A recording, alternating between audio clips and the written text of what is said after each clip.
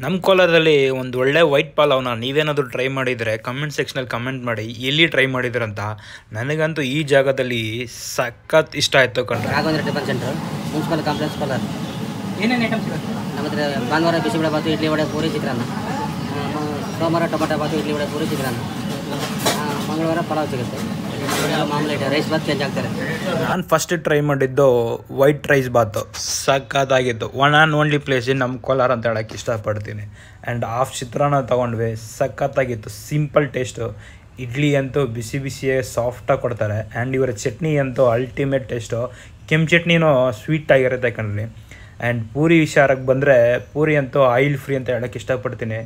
ಯಾವುದೇ ಕಾರಣಕ್ಕೂ ಆಯಿಲು ನಿಮ್ಮ ಕೈಗೆ ಆಗೋದೇ ಇಲ್ಲ. ಅಷ್ಟು ಸಾಫ್ಟಾಗಿರುತ್ತೆ, ಅಷ್ಟು ಕ್ರಿಸ್ಪಿಯಾಗೂ ಇರುತ್ತೆ.